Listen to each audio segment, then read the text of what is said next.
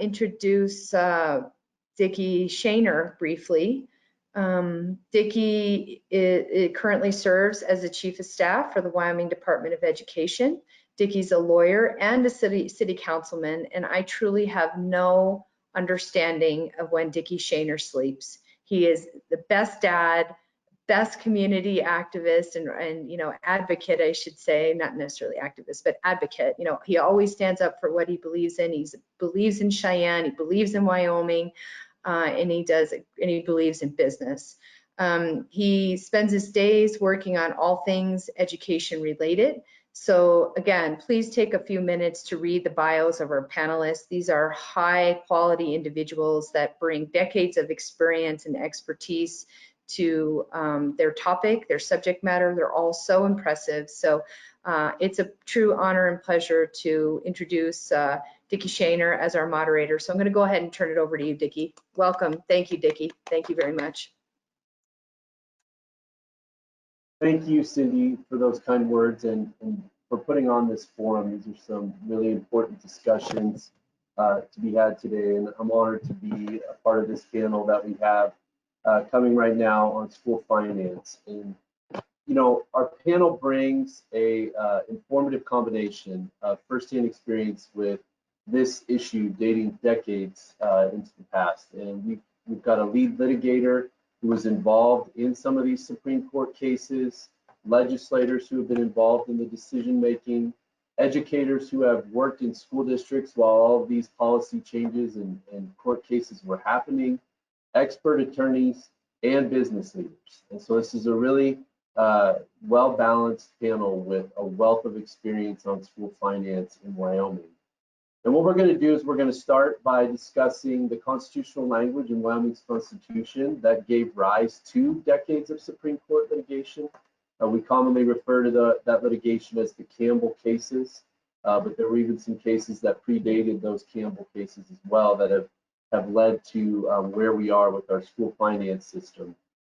And you know, with funding shortfalls that we face in our state right now, we have a really difficult challenge trying to figure out how to address those funding shortfalls, but also continue to evolve and innovate and grow our education system at the same time. And so how will we get all of that done is the big question of the day. And our panelists are going to do their best to provide some insight and answers to that question. So what I'm going to do is I'm going to introduce everybody, and then they're going to have some prepared remarks on this topic. And then once they're done with their prepared remarks, I have some questions to ask them. And then after they're done with those questions, we'll open it up to questions from everybody in attendance. And as Cindy said, please just place those in the chat box, and she'll help me get through those at the end when we're done with panelist questions. So first, backgrounds on our speakers today. First is Matt Micheli. Matt's an attorney with the law firm of Holland and Hart in Cheyenne.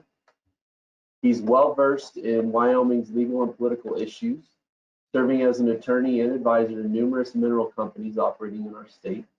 He's been recognized by Chambers USA as a leading lawyer for business and by Super Lawyers as a rising star. And he's done extensive research in the Wyoming school finance system that he'll be sharing with you today. Next, we have Mike O'Donnell. Mike currently serves as the city attorney for Cheyenne. And prior to that, he spent many years as Special Assistant Attorney General for the state of Wyoming as the lead for school finance. He knows the school finance story well, personally experiencing a lot of that litigation over the years, as well as the legislation and the implementation of the school finance system. So his expertise is second to none on this topic. Next, we have Senator Jeff Wasserburger, who's been serving in both the Wyoming House and Senate since the 90s, being first elected to the House in 1995. He's an educator by trade. He's been a classroom teacher, administrator, coach, and he now serves as executive director of the Board of Cooperative Higher Education Services in Campbell County. And he's been heavily involved in these education policy discussions, and he can speak both from that legislative perspective and that educator practitioner perspective. Next, we have Gail Symons, who's a Sheridan native, a Navy veteran, and a former General Electric manager. She served on both the Wyoming Efficiency and State Government Commission and the Transparency Working Group. She publishes a blog called Civics 307, which is an effort to provide greater visibility into the legislative process to citizens around the state. And she's also a general partner for Symons Ranch Limited Partnership. And last is Senator RJ Kost, who's a retired educator with over 40 years of experience as a teacher, coach, and curriculum coordinator. In his role as a curriculum coordinator, he was involved in many state policy decisions in terms of legislation and laws that were passed and how exactly do those get implemented at the district level. And so he's had a voice from that district perspective many years as well. And also currently as a senator, he sits on the select committee on school finance recalibration, which is the committee that's actually charged with determining an appropriate level of funding for Wyoming's public school system. So with those introductions, what I'd like to do is we will go ahead and start with Matt. Matt, if you would please go ahead and just present your prepared remarks for us. Well, thanks, Dicky. Again, I really appreciate Cindy and the Wyoming Business Alliance. It seems like every year the Business Alliance really delves in and tackles the issues that are most important to Wyoming. And I certainly believe that education funding is one of those, if not the single most important issue that the state's facing. And so Dicky gave a little bit of an introduction of what I wanted to talk about, but I wanted to start with kind of an overview of where we stand, some of the background facts, and then the constitutional provisions that are really have driven a lot of our school finance, and then the litigation, and then hopefully some ideas or some thoughts on the path forward. The first thing that I think we all need to understand as we talk about education finance, as we talk about the Wyoming budget, is that the vast majority of our Wyoming citizens just really have no idea what situation we're in, or how bad it really is, or what our budget crisis really is about. I was lucky. I read some polling that was done this summer, and you heard Governor Gordon talk about this, kind of right in the middle of the major crisis when we were looking at a $1.8 billion deficit and really no way to fill that hole.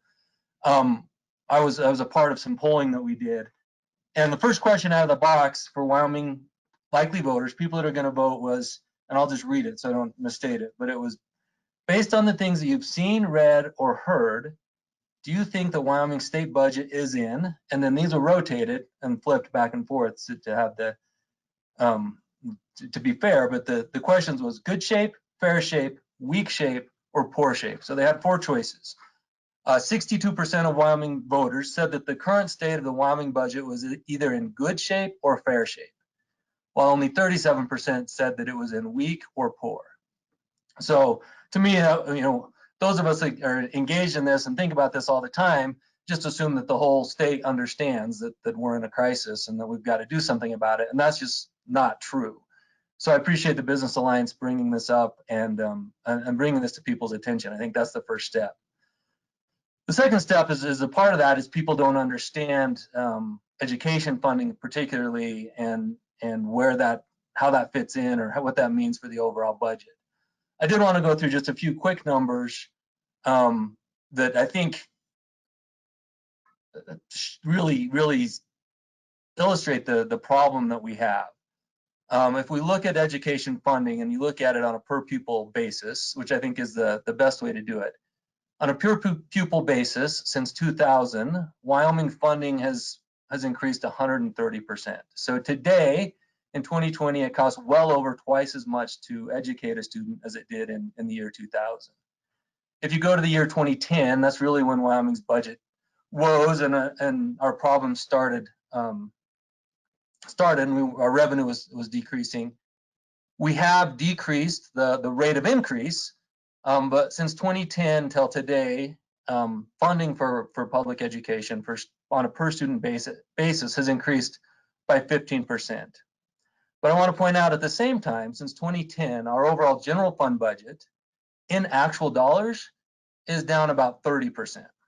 And so while education funding has continued to increase, and all the stuff we're going to talk about today, the path that we're on, recalibration, you can hear a lot of those kind of words, is on almost an autopilot increase year over year.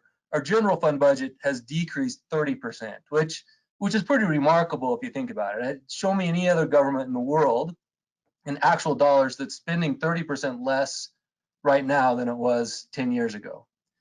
The problem is, as our revenue problem keeps getting worse, which you heard Governor Gordon, we expect it to continue to get worse, the room to keep squeezing general fund gets smaller and smaller. We're already 30% down. It gets more and more difficult to continue those cuts. And it gets more and more difficult to fund the continuing increases in education. So that's kind of the background of where we are. If we look at how we got here and the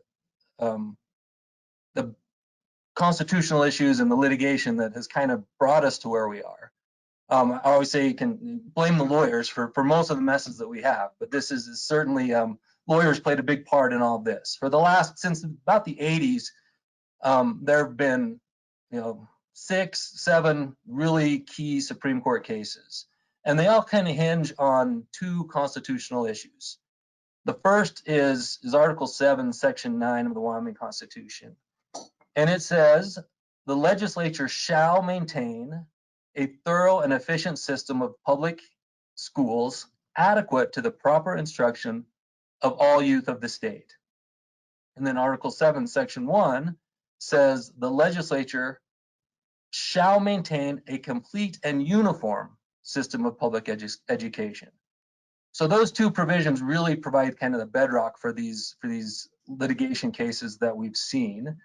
And if we start, most of the cases that have come up have been mostly about the uniform part, that the Wyoming Constitution requires that all children, no matter where they live, get a uniform education and get the same opportunities. And so it's not hard in Wyoming to understand if you're sitting in Campbell County in the 90s on top of an ocean of oil mixed with an ocean of coal bed methane overlying an ocean of coal, that the mineral wealth, the property taxes that county got dwarf every other county or many other counties. And it wasn't fair if one county got a higher spending, higher funding than the other county. So the Supreme Court said, school funding cannot be based on local wealth. And that was really the first entree into this, is that we had to have equal funding. So the legislature worked on that. And again, some of the legislators on this panel were a big part of that. Certainly, it's been a long, arduous task. Then they figured out ways to try to equal the pay to everybody. But the next ones were that equal pay per student isn't a uniform education necessarily either, because it may cost more to educate. To give a high school student intense sleep might be more expensive than a high school student sitting in Cheyenne. And so it wasn't an equality of giving them the same amount of dollars, it's giving them the same type of opportunities. And so again, this led to a series of other lawsuits, and these were the Campbell decisions. And the Campbell decisions led to building a cost-based education finance, where the legislature is tasked with setting the policy decision of what type of education program we should have, what type of goals we need, and what type of outcomes we need to have in our education system. And then it's the legislator's responsibility to make sure that every student in every district in the state has equal opportunity to meet those goals or those standards. So that led us to our model, to our recalibration, and to all the things that the legislators do. And it's put in place. It has to be adjusted. It has to keep up with inflation. And the legislators have to fund what they have determined to be the level of education that is appropriate, that meets those constitutional standards. Now, there's well over 100 pages of Supreme Court decisions. There's a lot of really dense, really hard to understand language in there. But my biggest takeaway from that is, if anybody on either side says with absolute certainty, like if the legislator does this, it's unconstitutional, or if they don't do this, it's unconstitutional, they're not being truthful. Anybody can pick out isolated pieces of language and use that to bolster their own cause. I'll go back to, I think really what is the key point to all this is Campbell 4. And Campbell 4 is the last Supreme Court decision that we have. It takes all of these cases and really summarizes them and gives us, I think, the best path forward and the best understanding of what we do now. And so I'll just read two little provisions here from Campbell 4. And this is from the Wyoming Supreme Court. And it says, certainly each of those opinions recognized it was the legislature's role to determine what a proper education would be for the children of Wyoming, so long as the process seeks to provide quality education in a uniform and equal fashion. The constitutional standard has been met. And then the next one is similar to that, but this is, I think, the core holding of the Wyoming Supreme Court. In every school finance case, this court has consistently recognized the constitutional directive that it is the legislator's duty and prerogative to determine the appropriate standards for our public schools and assure sufficient funding is provided to allow the districts to achieve those standards. So when you look at the Constitution provisions, when you look at all the Supreme Court cases as a whole and the summaries of those in Campbell 4, I think what it really boils down to, and pay attention to the language of the Constitution says, the legislature shall. Both of those two provisions squarely puts the authority of school funding on the legislature, not on the courts, not on the governor's office. It is the legislature's responsibility to set school funding. So the first thing they have to do is they have to figure out what is the adequate education? What is the level of education? And the Wyoming Supreme Court again has said that's a policy decision that is left to the legislators. It is the legislator's duty to figure out what is the adequate education that we want. And then once you do that, it is also the legislature's responsibility to make sure that that is funded uniformly, equally. So that kid sitting in Tin Sleep gets the exact same opportunities as a kid sitting in Cheyenne, even if it's more expensive in Tin Sleep to pay for that. Those are the guiding principles that we have to follow, the state has to follow, and that the legislators are the ones that are tasked with both of those responsibilities. It doesn't mean there can't be cuts. It doesn't mean that the school districts get to come up and just ask for whatever they want. In fact, the Supreme Court in Campbell specifically said that's not the case. It is the duty of the legislature to determine what the school outcomes should be, what's included in that. Another thing you'll hear is a basket of goods. All those things are the prerogative and the duty of the legislature to figure out. And once they figure that out, then they have to fund it uniformly. So as we deal with this budget crisis, as we continue to see our revenues decline, as we continue to squeeze the general fund and there's less and less room for cuts there, that responsibility of the legislature gets more and more critical, that there has to be a look at funding.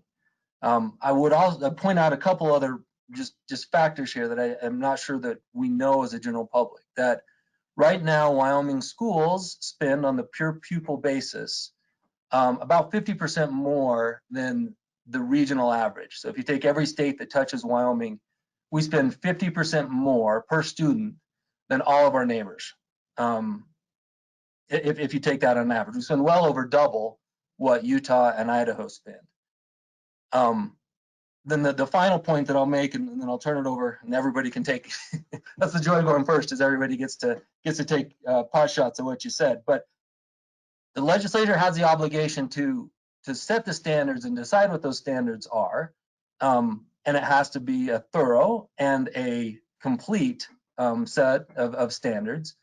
But we don't talk about the other piece that the Constitution requires, that the legislature also has a constitutional duty, and I would submit it's a duty to all of us as taxpayers, to have an efficient, that comes straight out of the Constitution, the legislature shall maintain a thorough and efficient system of public schools. so that it is the duty of the legislature to create an efficient system that is delivering that in the most efficient way possible. Just like they have to have a standard that is complete and thorough, it also has to be efficient. So that means in Wyoming, there's lots of things that tie into that. Lots of times we like to hear about local control, and we all love local control, but there's no constitutional mandate to have local control. That's our tradition. But if a school board member comes and says it's my local control, the legislators need to understand that the efficiency mandate comes from the Constitution, and local controls is mostly a part of our history, of our tradition, but is not in the statutes or necessarily in the Constitution. So the duty of funding falls on the legislature. As we continue to see our revenues decline, as we continue to see cuts in our general fund, more and more pressure is put on the education funding. I would also submit people who are out here signing no new tax pledges with one breath saying no cuts to education, just are not understanding the situation. We are really at the point of, if we want to continue to fund the education system the way that we have, there will have to be significant and meaningful tax increases in the form of income tax or income tax level, property taxes or sales taxes. I just believe that's the situation we're in. So with that, Dicky, I'll turn it over to the next panelist. Thank you, Matt, for that very thorough explanation of the underpinnings to this school finance situation in Wyoming, and we really appreciate that. Let's go ahead and move to Mike to just elaborate on kind of where we are, how we got here, and maybe what we can do going forward. Thank you, Dicky. Thank you, Cindy, and thank you, everybody at the Business Alliance.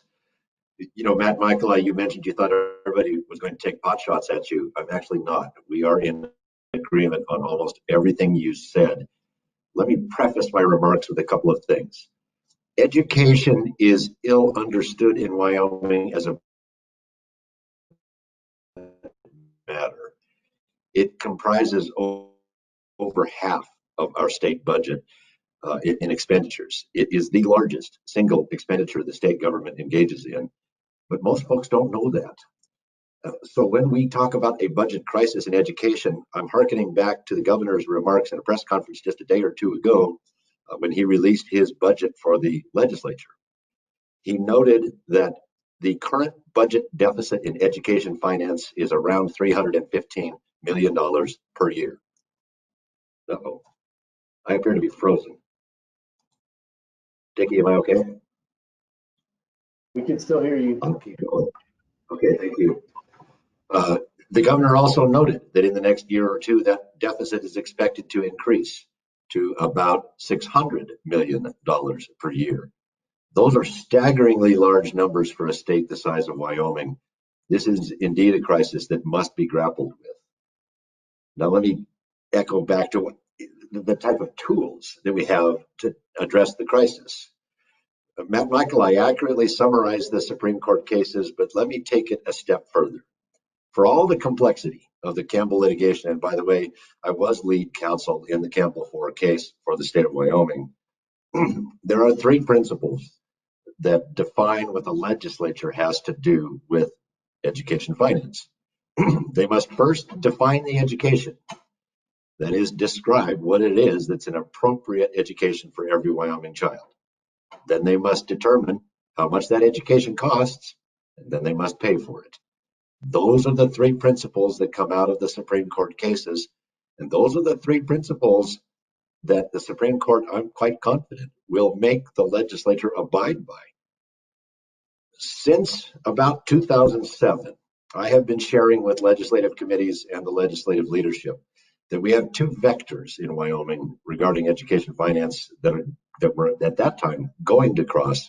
They have now crossed, and that is revenue and expenses. In 2007, we had more revenue than we had expenses. That line flipped over in about 2012 or 13. We now have more expenses than we have revenue. And the way we've solved that problem is not by taking a better and harder look at how we deliver education in Wyoming.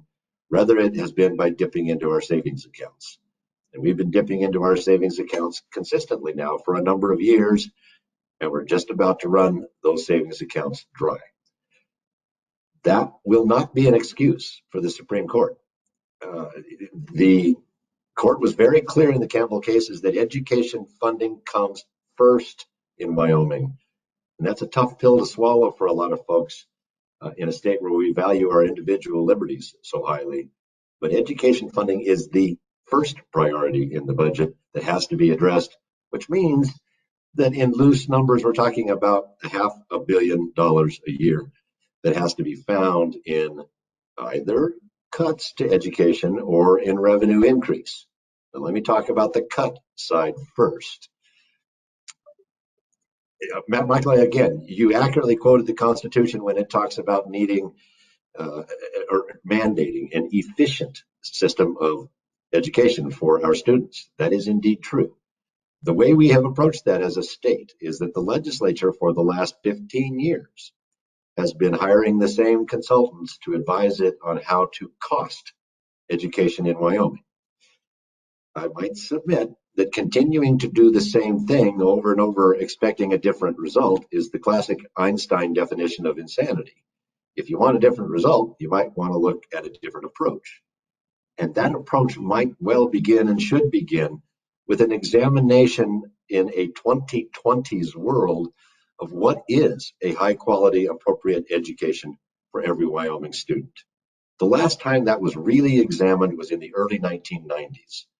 We are approximately 30 years removed from that analysis, and it is time for it to be relooked at. All of the technological advances and the things that we are doing today did not exist in 1993.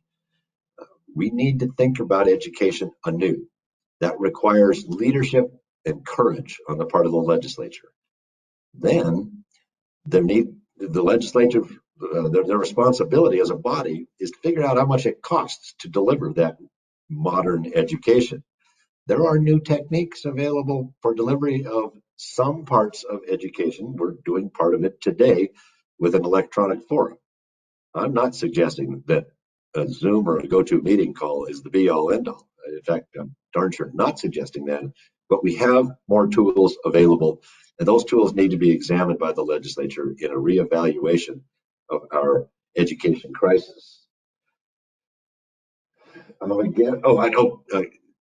one of the panelists yet to come, Gail Symons, asked for a comment on local control. I will speak briefly to local control because it is something of a misnomer in the state of Wyoming. In Wyoming, we treasure the notion that we at the local level, closest to the people, have control over our government. I'm the city attorney in the city of Cheyenne. I get it. However, that is not how it works in education finance. The Supreme Court clearly pointed this out when they said there is a local role in education finance. There is not local control. It's a distinction that actually has meaning. So the input and how education occurs at the level of the student is critically important. The decision making relies at the legislative level. And that's the distinction between local control and a local role. Let me wind this down by saying that I also concur with Matt Micheli that we're not going to find $500 million a year in savings in our education system. It's going to take more revenue. And revenue, frankly, means taxes. There are many ways to slice more taxes, but absent more taxes, we're going to run our savings dry. We're going to leave people homeless, without food, and without education. And that will not be acceptable to the Supreme Court. It is time, as I've been trying to tell the legislature for now almost 15 years, to begin a serious conversation about additional revenue measures in Wyoming, and that includes taxes. Dicky, thank you very much. Thank you, Mike, for those remarks. Very informative. All right, let's move to Senator Wasserburger. Senator, why don't you just kind of tell us what you're thinking after hearing those first two speakers.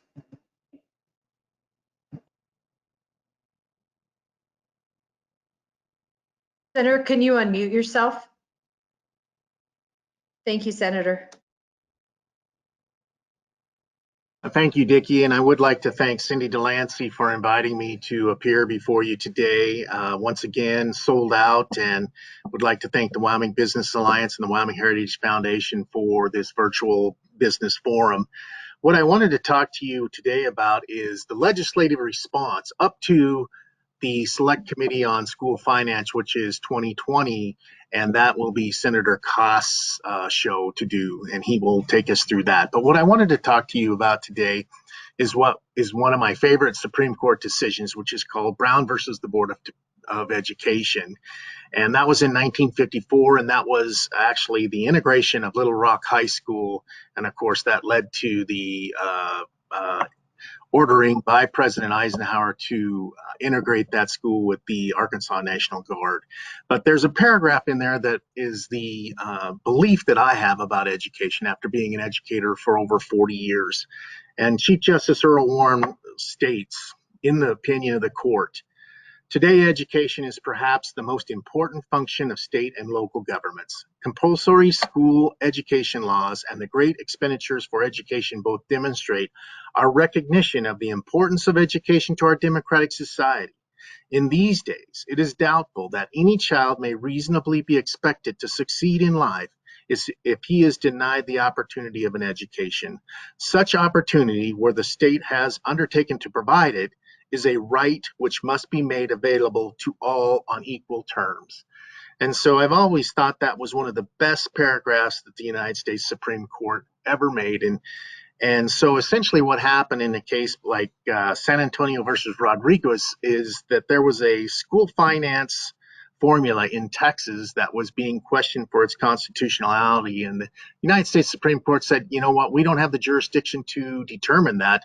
Those questions must be determined in state Supreme Courts. And so that's why all the cases in Wyoming have taken place before our Wyoming State Supreme Court with our 5 judges. And I will state that at this time, all the judges that were a part of the Campbell 1 case have retired, and we have a completely new Supreme Court with 3 female members, which is, I think Wyoming is actually the second state in the union to have a majority of women on their court, and I'm very excited and happy about that. But to talk about the first important case was a case called Hirschler versus Washakie in 1980. And my favorite hero of the Wyoming Legislature by a man by the name of Representative Jimmy Hageman. And the Hagemans and the Wasserburgers have been friends for almost 100 years. But Jimmy Hageman was the House Education Chairman for over 20 years. And after Washakie came down, it declared our funding formula at that time unconstitutional. And the funding formula was based on the old classroom unit. And so I asked Jimmy, we served with him when my first couple of years on the House floor, and he sat right next to me. I asked him, I said, why didn't you guys do something after Washakie? And he said to me, Jeff, I tried. We had 2 different models, formulas out there, and neither one of them passed the Wyoming legislature. And so essentially after Washakie, the legislature made no response. And so finally in the early 1990s, what was called the municipal divisor was cut significantly. And so the 4 large school districts, the districts of Campbell, Laramie, and Sweetwater 1 and 2, brought lawsuit again. And that is the reason why the 4 Supreme Court decisions came about. Unfortunately for me, from being from Campbell County, because Campbell County was first and it's listed by alphabetical order, the cases became known as the Campbell cases. And I was always the legislator from Campbell, and it was always kind of a black eye for us. And so it was my school board that was bringing all the lawsuits. At any rate, Campbell 1 required that, I'm just going to read a paragraph from it. It says, the legislature must design the best educational system by identifying the proper educational package each Wyoming student is entitled to have, whether he lives in Laramie or in Sundance. The cost of the educational package must then be determined, and the legislature must then take the necessary action to fund that package. Because the education is one of the state's most important functions, lack of financial resources will not be an acceptable reason for failure to provide the best educational system. All other financial considerations must yield until education is funded. The state-financed basket of quality educational goods and services available to all school-age youth must be nearly identical from district to district. If a local district then wants to enhance the content of the basket, the legislature can provide a mechanism by which it can be done. But first, before all else, the constitutional basket must be sealed. And so essentially, in the latter part of the 1990s, the Wyoming Joint Education Interim Committee determined what the basket of goods was to be. And so essentially, these are the things that are in the basket: reading and language arts, social studies, mathematics, science, fine arts and the performing arts, physical education, health and safety, humanities, career and technical education, foreign cultures and language, government and civics, including state and federal constitutions, and just recently we added computer science. So that's the basket of goods. And so then at that point in time, the legislature had to come up with how to fund it. And so we hired a consultant by the name of Dr. Jim Smith, and that was MAP Consultants. And there was a lot of controversy with Dr. Jim Smith. The legislature really didn't buy what he was trying to tell us. And so eventually, after a number of years, maybe 6 or so, we went to different consultants. But also, as a part of the Campbell 1 cases, the legislature was charged with coming up with an accountability and statewide assessment system. And so you've all heard these terms. A statewide assessment was established. And I believe that Senator R.J. Kost and myself served on this committee for many years. And so the very first test was YCAS. And then after a few years, it was called PAWS, Proficiency Assessments for Wyoming Students. And then finally, our third generation of statewide tests is YTOP. Another requirement of the legislature in the Campbell 1 case was that we had to create a Wyoming State Board of Education. And the Board of Education, I believe, is appointed by both the governor. I think he has 4 appointees, and then the state superintendent of public instruction has 3. But here are the things that the Wyoming State Board of Education must do. It must approve statewide assessment system. It approves a statewide accountability system. It establishes state standards for all Wyoming students. And recently, after an attorney general's opinion, that requires the State Board of Education to identify graduation standards, which the State Board of Education is calling a profile of a graduate for Wyoming and the knowledge and skills for each Wyoming student. And so that was the response of Campbell 1. And then along came, in February 23rd of 2000, Campbell 2. The reason why Campbell 2 is so, I think, a landmark case in the United States is because it also said you can't just find the basket of goods. You can't just determine what each student must know and be able to do. You must also provide for their school buildings. And the hue and cry of the Wyoming legislature at that time was just unbelievable. Noticing that February 23rd was about the last week of the session. And I can remember very distinctly, leadership was incensed by this decision. But ultimately, the response by the legislature was to create the Select Committee on School Facilities. And my second person that I'd like to talk about as an unsung hero of Wyoming was a guy by the name of Greg Schaefer. Greg Schaefer was a lobbyist for the coal industry, and he was the person who came forward and said, Jeff, let's use these coal lease bonus funds to pay for these schools. And ultimately, coal lease bonus provided $2.4 billion to Wyoming to build schools. And I think total, and I looked up, was about $3.6 billion that we have spent since 2001 on school facilities. And so at this point, our coal lease bonus funds have dried up and there is no funding source for that. And so something needs to happen in the sense that we need to fund school capital construction. And then also a major part of our funding model was major maintenance. So then finally, the next case that we need to talk about was Campbell County versus Oman 3, and that took place on October 2nd, 2001. And essentially what the legislature did, because we felt that we had worked very hard, we felt that we had funded, we named the basket, we tried to fund the basket, and we presented that to the court. And ultimately what the court said, Michael O'Donnell was the attorney for, I believe, all 4 of these cases. And at this particular case, I actually went down and watched some of the case being presented. And the Wyoming Supreme Court said, you know, legislature, you've worked hard, you've been good guys, but you're still not there. And so at that point in time, I was named the chairman of the House Education Committee, and Hank Coe was the Senate Education Committee, and we determined that we needed to find a new expert on school finance. And so ultimately we put out a request for funding, and then we interviewed 3, and we hired Pikus and Auden. Pikus, that took place in March of 2004. And then in 2005, the Select Committee on School Finance started meeting. Essentially, we pounded through 39 funding formulas within the model. We had things outside of the model like instructional facilitators, summer school, National Board certified teachers, and also, amazingly enough, activities.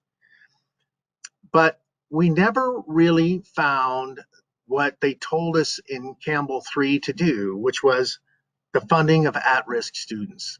And so I can tell you as an educator, I'm not sure what that cost is. But we came up with something that we thought was relatively close. And so ultimately, Campbell 4 was decided. And at that point in time, I had been a big term limits person, and I had served the 12 years that I promised that I would serve. And so I had stepped out of the legislature, and I was actually in a all district administration meeting when the decision of Campbell came down. And I can tell you, of the 39 administrators in the room, I was the only one that was trying not to jump up and down with joy. It was, I think, my greatest accomplishment, along with Senator Hank Coe. And so now we have had the Select Committee on School Finance in 2010, 2015, and relatively the model that was developed in 2005 is essentially the same with almost no changes. And so what the new School Finance Committee will do in 2020 is left up to them. And so lastly, I just wanted to talk about the problems within the model itself. And essentially, there's some things that we call automatic escalators, and that is salaries, benefits, which is insurance, and supplies and equipment. And then also the external cost adjustment, which every year automatically tries to increase education spending. But you will hear in the next few months and maybe years proposed constitutional amendments to take us out of the Campbell decisions. And at least in my lifetime as a legislator, there have been 4 different constitutional amendments that have been brought. All of them have failed. But it is true, as Michael O'Donnell said, is that we are experiencing about a $315 million shortfall in K-12 funding. And so with that, I think I have laid the table for Senator R.J. Kost to talk about what the School Finance Committee has done in 2020. I think, Senator, thank you so much for that background. That's very helpful in getting us to where we are today. Why don't we jump to Gail, actually, and just have Gail talk to us about her experience on the Efficiency Commission and her work in monitoring the legislative process, and then we'll finish with Senator Kost and the Recal Committee.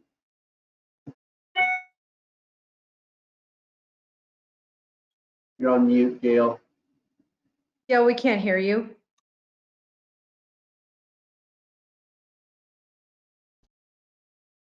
Okay, is that better? Yes. Can you hear me? Yes.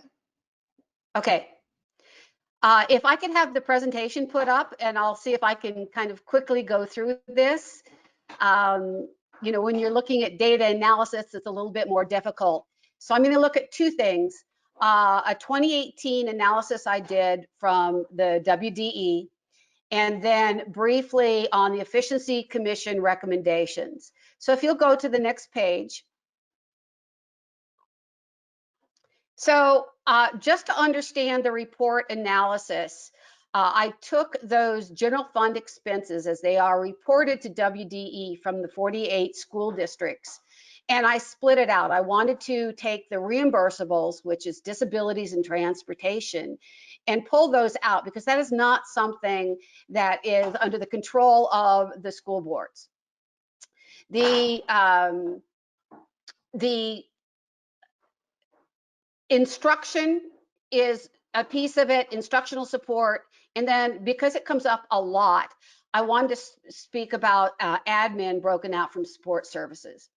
So in analyzing data, and I've got years and years of doing this, but I ended up breaking the districts into quartiles, and I based it on the number of students as indicated by ADM. So the first quartile are the largest schools where there's 2,000 or more students. And then you can see that it fairly well broke out 1,000 to 2,000, less than 1,000, and then less than 525. And I wanted to make sure that as I was doing this analysis, that there was some fairly, what about dogs? Sorry for my dogs. There needs to be some similarities, what I call apples to apples, in the evaluation of the expenses. So I'm going to go through those. I want to remind folks that any analysis does not give you answers. So I'm going to say that again. Analysis does not give you answers. What it does is provides a roadmap on where to ask more questions. I always loved, or I just revered one of my commanding officers in the Navy, and he used to say, experience doesn't give you the answers, it teaches you the questions. So this is what this is really about. So before I go to that, I just want to talk briefly about salaries and benefits, because when I look at that, I see a low of the percentage of benefits to salaries, which is UN to 4 at 35%, and Plat 1 high at 64.5%. And essentially, this is a reflection of decisions that have been made at the individual school districts on whether the compensation that are provided to the employees is going to be in their pay or if it will be in their benefits. And there's a lot of reasons for the differences, but that is such a large variation that I wanted to point it out, and it's something that's going to come up again as the this session comes forward. For example, in the school finance, the recalibration, one of the things that they pointed out is that in comparing the health insurance model, the amount of funding that is provided to the school districts through the model for health insurance and what their actual expenses are, there's a $67 million difference. A lot that primarily is because the model, I think, is based on the state, while the actual all but one of the districts is in a separate health insurance. So that's kind of just the basis for it. When you receive, or when they post this, you'll see in the notes, I actually have identified what those districts are that are in each of those quartiles. So if you'll go to the next page, I'm going to take a look at the first one. And what I did was I took these quartiles and I did instruction as a percent of non-reimbursed expense. I think everybody agrees, no matter where you are on a political spectrum or where you are in what you do for a living or your place in life, is that what goes on in the classroom is what's most critical. And what you see here is that there's clustering based on the quartiles, where you see it's actually tighter in quartile 2 than quartile 1. But also there is this continued claim around how the large districts have economies of scale that show up. And so I want to point your attention to Natrona 1 and Laramie 1. Laramie 1 is right in the middle of the pack of quartile 1 for instruction. It is by far the largest school district than any of the others, although Natrona comes the closest. What's also interesting to note is Natrona 1 only has 1 school district. Laramie County has 2. Laramie 2 is quite small. What you also see is that Bighorn 1 actually has a higher, which is in quartile 2, has a higher percentage than even Natrona 1. So again, this doesn't give any answers, but it does give a different way of looking at things.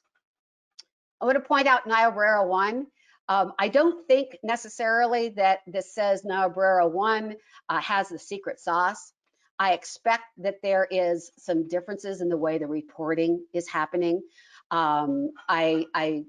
Without going to Niobrara and taking a look at it, my guess is anytime you see an anomaly, that's usually a difference in the processes. So then what you see is that the percentages for 3 and 4 are, again, just like 1 and 2 are similar, 3 and 4 are similar. And so again, this indicates that there's not, as a percentage, a big difference in size for quartile 3 and quartile 4. But there's another really important matter when it comes to data analysis that I want to really make a point on, and it shows up in a lot of conversations, and that's that as business people, we all know that there is a difference between fixed cost and variable cost. So you know, we see it every time I hear somebody talk about the cost of government per capita for the state of Wyoming. I just cringe as a business person. The same is somewhat true here. The instruction, obviously the largest costs for instruction are the salaries of teachers and aides. So the smaller and more rural are going to have dispersed schools, which means that they are likely to have fewer students per teacher, because you can't necessarily use the same teacher to do sophomore English and 2nd grade English. So the economies of scale are also in play here with fixed cost versus variable cost. So again, I'm not saying that this gives us any answers, but it does tell us that we do need to take a look at where there's differences. I would also note that my preference would have been to do this analysis of actuals against model. I threw my hands up, I gave up. I could not figure out how to cross the model on how funds are provided in this very complex way, in a rational form that does apples to apples. That to me is a tremendous flaw in what we're doing in this state. Nobody in any nonprofit or for-profit organization does not have a budget to expenses. So that's occurring at the individual 48 districts. But if I were a legislature, legislator, and my recommendation to the legislature is that they should want to be able to see how this mandated constitutional, and then as a result of the Campbell decisions, their responsibility actually gets translated down to the students. Because I would say that it is not sufficient to provide funding. The legislature also needs to have a clear understanding of how it is being expensed, because the student, that student sitting in a classroom in 10 sleep who's in 3rd grade is not directly affected by how much money is determined to be sent there, but how much actually gets expended to their benefit. So if you'll go to the next page, I decided to take a look at it in a different way on instruction. So this is instruction per ADM. And again, this makes it even more important why we need to understand and cross the costs of instruction to the way in which the model goes. So Sheridan 3, for example, always gets a bad rap. They have less than 100 students, but they're out in the middle of nowhere. It takes me 45 minutes from my house to get to Claremont, where if you look on a map, it actually is very close. So they've only got 98. Of course, their instruction per ADM is going to be very high. But what you'll see when you dive down in Sheridan 3 is that they have one of the lowest percentages for admin. So while it's high, because they have so few students, they've done everything they can to ensure that the funds that they do have actually goes to the students. So Teton number 1, which shows up in quartile 1, of course, that's going to go higher because of the additional funds that they're provided because of the cost of living in Teton. So there's some ways to understand this, which again is the reason you cannot use this to say, okay, now we know what we need to do. We need to make them all the same. No, it tells us we need to look closer at this. So if you go to the next one, what comes up a lot is around administration. And administration is a part of support services. It is at the school and district level for administrative support. So it's principals, it's administrative staff, it is finance managers for the district and superintendents. And so you can see here again the variation, and here it becomes a little bit more obvious on the quartile 1 that they're able to kind of be tight around the 10%.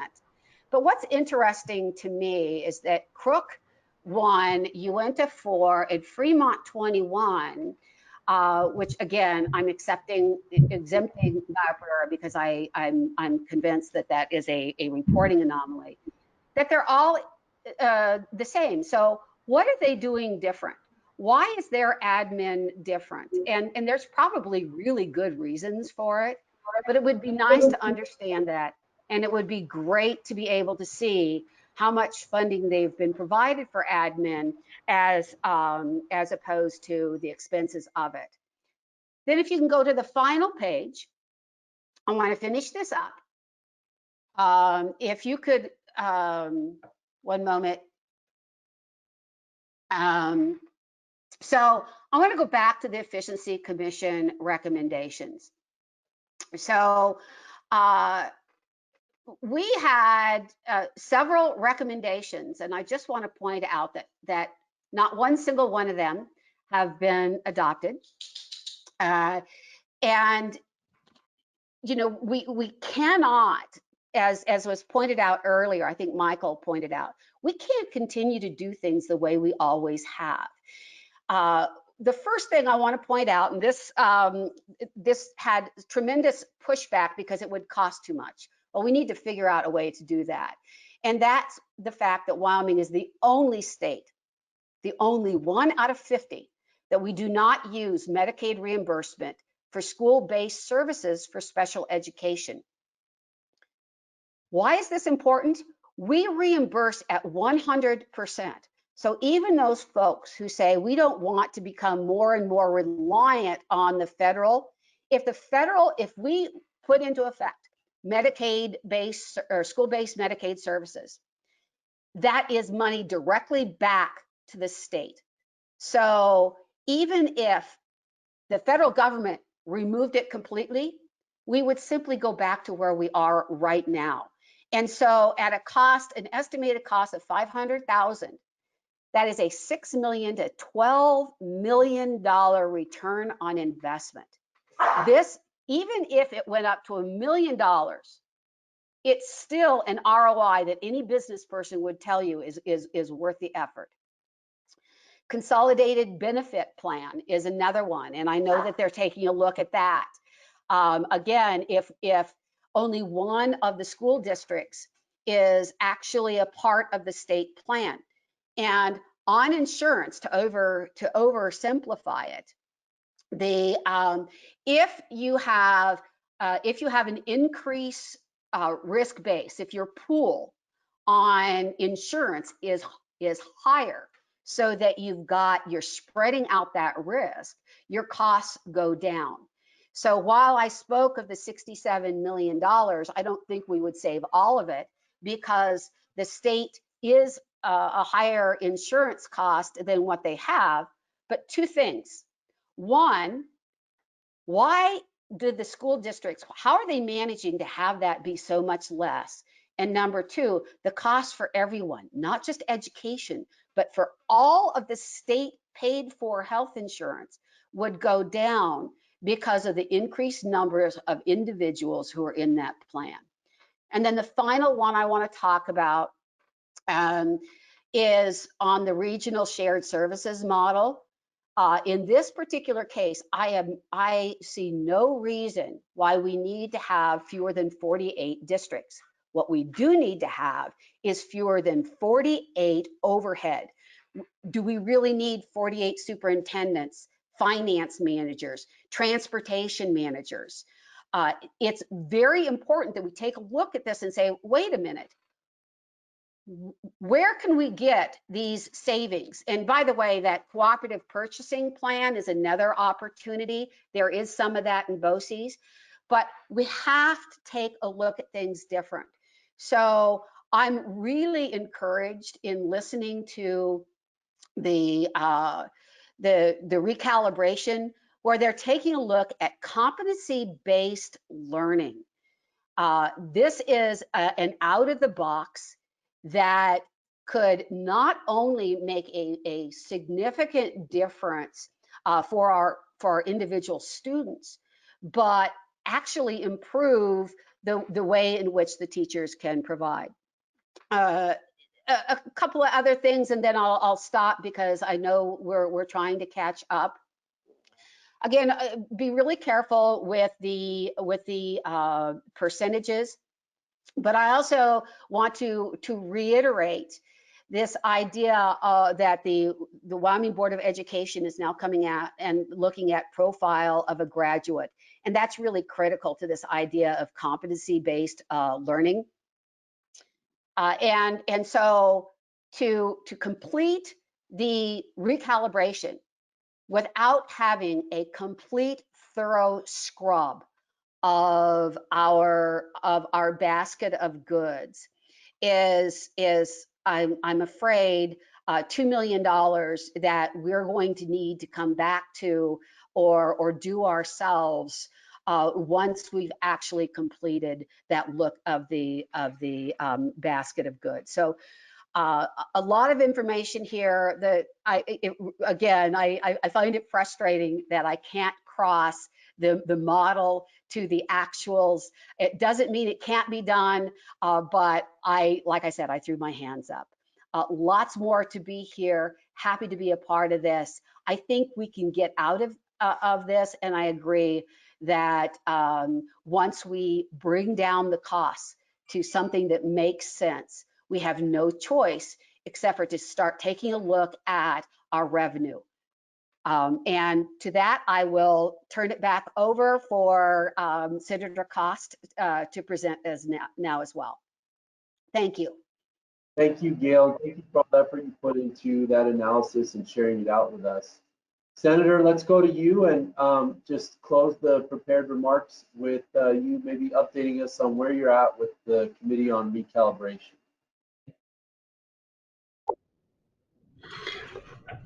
Thank you. I'd like to thank Cindy. This is a real big honor for me and an opportunity. I'd also like to thank the sponsors who make this possible. I was asked to update on the recalibration, and I'm going to talk about a few more things in there as well. Mike, Matt, Jeff, and Gail have covered some very important points with all of this, and I'll tell you, most of it aligns very much with the way I think. So I'm real comfortable talking about a lot of this. When it comes to recalibration, there's not a lot to report at this point because the consultants have been presenting and we've been asking questions to better understand their presentation.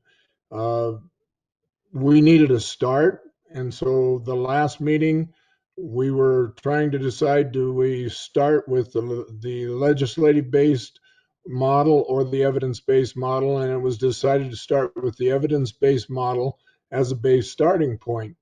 The reason for this really is that was the recommendation from the consultants, and so they're saying that's what was equitable and adequate. But I'd like us to think about a couple of things when it comes to equitable and adequate.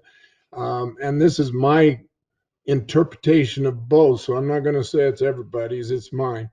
When you think of equitable, there's a lot of opportunity for us to do some things that are going to present more opportunities for our students. The use of virtual education by our students will have more flexibility and choices, providing an opportunity to take classes offered in other districts to enhance their education where their school may not have such programs to offer. This is really a key point, and if there's any one good thing we could even bring out of the pandemic we're faced with, it's all of our students and our schools have had to face virtual education. The unfortunate thing is, instead of having some good training, it was thrown to them just, we got to do this. And I think it helps everybody to get a better feeling for what virtual education could be. We need to remember virtual education is not necessarily for everybody, and virtual education might not necessarily be for each student's complete educational platform, but it has some real great benefits, and it has an opportunity for us to look at students being able to move forward quicker. The idea of 175 days and 1,100 hours is crazy to say, okay, in 175 days, you've been blessed with the knowledge of a year, and now you're granted that credit and you can move on. 1,100 hours was the number of hours that was required. Those things have some questionable times when we talk about virtual education where kids can do some other things. Then it's equitable and appropriate. Well, appropriate. I'd like to think of appropriate as an education which opens all doors to all students' futures. The choices of their coursework might not open all doors wide, but no door is closed. With work and dedication, any student can enter any of the doors. The important thing to remember here is it's not about always 4 years of college. We need to look at what best the interests of our students are and where their goals and their desires are in their moves to their future. Not, we've got to get you into college. We've got to get you to 4 years. Please understand, I went to college. I'm not opposed to college. I think it's a great opportunity, but I'm not saying it's for everybody. I think it's something that needs to seriously be looked at. December 17th and 18th, we'll have a meeting to work on what might be considered the move forward. And that'll be when we start trying to tear apart what's been provided and what we think we can trim down. An important thing to remember is that education is not static, but it's dynamic. And it's time for us to look at 2020 and the 21st century and where education should be instead of where education has always been. We can't say, well, when I was in school, we learned math, reading, and writing and science, and that was it. We've got to say there's a lot more to this than there's been in the past. And so looking at the basket of goods, addressing the basket of goods is really critical. I'm a firm believer in that. I pushed hard for us in recalibration to open that door and look at them. So in the 17th and 18th, that we're going to be able to discuss the basket of goods a little bit. It needs to be discussed more than a little bit. We need to move our education up to the present instead of in the past. Understanding from all of the finances you've heard about, there's going to have to be some cuts. There's going to have to be some areas where we've got to say, this isn't what an appropriate and equitable education is about, and trim some of those things out. Change is difficult, and when everybody looks at change, they struggle with that, and I understand that. We've got to do what's best for our kids and make sure that we adequately fund it once we've made that decision, but we can't move forward on funding necessarily until we know what we're trying to fund. So we've got to look at all the things that we're going to fund. What are things that impact kids the most? What are things that don't impact kids the most? And how can we look at those things as possible areas that need to be seriously considered? We've got to understand that the cuts to our budget are not just in education. The cuts in our budget have to be across the board. And obviously, you've seen some of that. You know that's taking place. The real important thing here is to take a look at that basket of goods. It's time to take some things off of the plate of our teachers. We've added a number of things on that were just added on. Not that they weren't bad, weren't good ideas. Computer science is a wonderful idea, but it's time for us to say, okay, if that's really a valuable part and our focus is there, that's fine. But then we need to say, what are the things that need to be removed? What are the things that need to seriously be looked at as not necessarily so important right there? Some of the things that seem to resonate with me, we need to break our requirements up a little bit. That doesn't mean that there's not opportunity for our school districts to add other things in with the kids, but the focus of K through 3 really should be reading, writing, and math. Those are so essential to the base of our education for our kids. I'd like to think of this level as learning to read and learning to understand. When we move up to 4 through 8, we want to seriously take a look at still reading, writing, and math, but incorporated with that would be history and science. But it's not in the silos that we've always put it in. It's integrating this stuff so it makes more sense. And at this level, we want to think of it as reading to learn rather than learning to read, because now our students should have a good reading background. And so now they're learning through that reading process. The history, the science, and all adds into that and provides for that learning to accelerate. Obviously, that doesn't mean that there isn't some science and some history in the K through 3 programs, but it's not the focus. It's important for us to get those kids to be able to read. In the 9 through 12, this is where we need to meet those graduation requirements of each of the districts. And really, we need to focus on what's the students' career goals? What are they looking for? What are they good at? And so I'd like to think of this as putting the finishing touches on careers in the future for our kids. it's important that we look at all of it. The Hathaway Scholarship is a wonderful opportunity, but is it driving a number of people to, we need to get you into college when necessarily college isn't the best thing? It's very important for us to look at all of that in this recalibration effort. The recalibration is an extremely difficult time. I've struggled with it a number of different ways. We've got to look at it from an open mind, and how can we look outside of what we have always been taught? You know, if you think in terms of how we've been educated, the things we've done in the past, that's what we rely on to pull to for our decisions. And this has to be changed, because that's not education of today. Our kids are different. Technology is different. Virtual is there. There are a number of kids highly successful. We need to also say, if a kid, by the time that they're in their 10th or 11th grade year, can graduate and move themselves to college, why would we want to hold them back?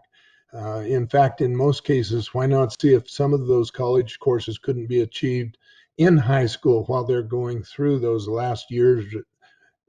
We put a lot of, I guess, restrictions and walls up when we need to look at bridges and how can we make things better and how can we obviously meet the needs of our kids. Competency-based education allows us to make sure that we've worked with kids in an individual basis more, because now they can accelerate where they are very good and we can help them where they struggle. It's important for us to look at all of that. And as part of the recalibration group, the challenges are daunting. When we look at what's presented, when we look at some of the things that are out there, this is Wyoming. This is a frontier state. We've heard from Matt and Mike and Gail and Jeff that our population is different. Our students are different at each of the different areas, and it's important for those districts to be able to meet their needs, but it's important for us to open the doors for other opportunities as well. It's important for us to look at education in Wyoming in a different light than it is in, say, Illinois or California or New York or somewhere. We're not them. We are different, and how do we make sure that our education of our kids is appropriate for the kids in our state? So as we move through recalibration, obviously it's very important that input is there. Businesses play a large, important role in this, and I think that'll be a valuable thing for us to listen to as the input could be provided. And, you know, at this point, there's not a whole lot more for me to say about recalibration. I don't have a lot of facts to say we're going to do this or we're going to do that. We just don't have those decisions made yet. So that's going to be coming. Whether that gives us a bill or whether we're not able to make a decision that gives us a bill will be determined in the future. But hopefully we can come up with what's best for our students, because the number one thing is to make sure it's best for all of our students. So with that, I'll quiet down and let Dicky take over the next part of this grouping. Thank you very much, Senator, for sharing those comments. Due to time constraints, we will forego the prepared question portion. And what we'll do now is we'll just go to audience questions. So Cindy, if you or Kelly could maybe read out one of the ones you've got in the chat that we'd like to ask our panelists. Sure. We've got quite a bit of discussion going in the chat. Some people are curious, kind of building upon Gail's presentation about looking at consolidation of districts. But before I guess we go to that one, if I'm going to ask the question of, can you help us understand the reluctance by the legislature as a body to look at modernizing and reviewing the basket of goods? Like what is the harm in looking at something that's 30 years old when it comes to benefiting our children? Can you help us understand, and the audience members understand, why there's just been a reluctance of the legislature to want to dive into analyzing the basket, please? maybe one of the senators, maybe Senator Kost and then Mike. You know, I'd be happy to talk on that a little bit. There's a couple of things that I was kind of saving in case I could talk about them in questions. So I'm going to kind of add those into this because it's part of that. The basket of goods, I think, really is a challenge because of the idea of a little bit of a fear for what's going to be thrown at us as a lawsuit. But the other part is, this is what we've always chosen. Why would we want to change it? And so getting everybody to understand it's the 21st century and it's time for us to seriously take a look at this because there is a need for change is really a very important thing. I was really excited when I jumped in on the education committee's presentation of the competency-based education because it's something I have really been a proponent of for a very long time. We need to change the way we teach our kids. We need to look at application and connections that make it more usable instead of the theory and just whatever we threw out as the way we taught the courses we taught. How does it relate to me? How does it relate in the world that I'm in? And that's really the key issue to what the basket could be. How do we move from silos into that refreshing integration between CTE and our other courses? Our state is in a juncture where you can't ask people to come in with any kind of a business if we don't have the workforce available for them. A typical example of that would be the Trona mines and trying to bring in people because they're short of personnel for their mines. They've gone to West Virginia. They've gone to other states where they thought they might be able to get people that would somewhat enjoy Wyoming and stay, but the people would be here for a year and they'd leave. And that's because the cultures are so different. We need, and we severely could help our students with that workforce group so that the skill needs can be met by those businesses and companies that would be coming in. If we can't fill those, they're not going to be successful. Why would they come here? And so we don't have a lot of them as it is. That leads us into our community colleges helping as well. There's a whole bunch of things that are happening that are going to make a great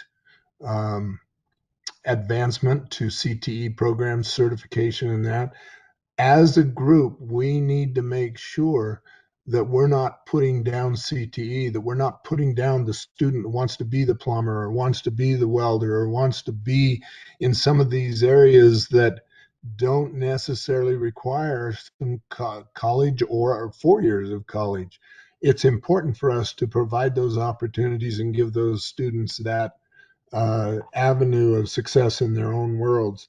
And as businesses, it's important for our businesses to continue to be active with our schools. I think a lot of times our school districts have a tendency to not want to bother the businesses, but I find our businesses are very, very much interested in helping and assisting. That's all things that could come down to the basket of goods, filling it and making it more useful for everybody. We have to look at that basket of goods and we have to look at it in a whole different picture than we ever have before. The last time it was dealt with really was 1995. It's time for that to change. And it's time for us to make sure that 30 years later, almost, there's a new learning out there. So I hope that answers your question, Cindy. If it doesn't, you can always tell me what you want and I'll do my best to try to answer more. Thank you. Thank you, Senator. I think we'll move to Mike O'Donnell next, and then we have a question from Representative Summers that I'd like to alert the group. Dicky, okay? Great. Thank you, Cindy. Thank you, Dicky. Senator Kost said it really very well. I can't improve on that except to answer one part that I think he did not touch on because it wasn't part of what he intended to speak to. Change is difficult. We've been fundamentally educating kids in the same manner since the 19th century. It's the model we've all come to know. It's the model our parents knew. It's probably the model our grandparents knew, because technology had not advanced the way it has advanced now. But we're in a different world. From 2020 going forward, the change that's going to occur between now and 2040 is probably as great as the change that occurred between 1900 and 2020. It commands us to do things differently, to overcome our fear of change, and to do what Senator Kost said. Let's sit down, let's reevaluate, let's think about the skills that kids need to move forward. And I'm reminded of one of the remarks in the chat room. I think it was Stephen Gerald's, maybe. I can't find it fast enough here, but that he hires based upon attitude and ethics and trains for skills. So what kids need is the fundamental skills that are transferable either to a university setting or to a workplace setting. Those are the things that kids need to come out of school with, is an understanding of how to do that. And then they can learn either a degree, or they can learn how to be a mechanic or a plumber or the owner of a small business, etc. I'll leave it at that because I know we're very short on time. Thank you. Thank you. Dicky, the question from Representative Summers is, the projected shortfall in education funding is $307 million in 21-22, $559 million by 23-24, and $690 million by 25-26. Can we really cut our way out of this shortfall and still maintain our constitutional mandates? Should we consider an equal mix of efficiencies and tax increases to solve this shortfall? This would require about $150 million per year in efficiencies from the current model and tax increases similar to a 1-cent sales tax increase. Anyone have any thoughts or reactions to sales taxes and being part of the solution here, or a 1-cent sales tax increase as being part of the solution?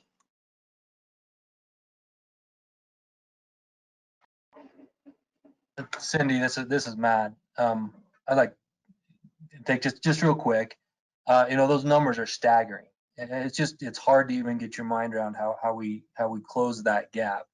And I go back to Senator Kost, and one of the things he said is that people are afraid of change. But I also want to just point out that not changing has significant consequences. And there's a real danger that if we don't make changes now, we get faced with that cliff of those deficits that are unsustainable. And I think teachers, I think school boards, I think districts and taxpayers need to come to that understanding now, while we still have a little bit of time. That window is shortening, but we have time to try to come to a solution. And if we keep punting, if we keep pushing this down the road, what's going to happen is it's just going to be broad-based cuts that probably don't meet the constitutional mandate. So we have to start now, and it has to be thoughtful. It has to be the legislature that does this. I'll leave it to them to decide the correct mix, but it has to start now. Great, thank you. Anyone else want to chime in on that before we wrap up? I apologize that we've gone a little bit over. I just thought it was really important for this discussion to advance and not cut off anyone to give their prepared remarks. So Senator Kost, please go ahead and wrap us up today. I'll try to wrap this up a little bit, and I want to be careful with it because obviously tax is a dirty word, and I don't want people to think I'm swearing. So tax definitely has to take part in this, but we have to slow the education growth down so that the tax isn't the only answer to cutting that or to taking that. So a cut, if we cut 150 and we tax 150, have we cut it or have we just replaced it? And that's my worry. I think it's important also that when we're considering taxes, if we lock taxes into education, that locks us into only one entity, and that can become problematic. We need to make sure that we're not earmarking stuff so that it becomes a problem down the road. That needs to go to general fund so that we can make sure we're covering all of our bases. We've got a lot of things in our state we've got to cover. I understand education is at the top of the list, But if we earmark it strictly for one thing, then I really worry that we're doing the wrong thing for all of our citizens, and we've got to make sure that we're doing the right thing. Tax has to come into the answer. There's no doubt about it. There are a lot of people that are furious about even saying that, but somewhere along the way, we've got to start looking at tax. I do not disagree with that at all. Thank you. Senator Kost, thank you so much. Dicky, wonderful job moderating. Appreciate you all. Again.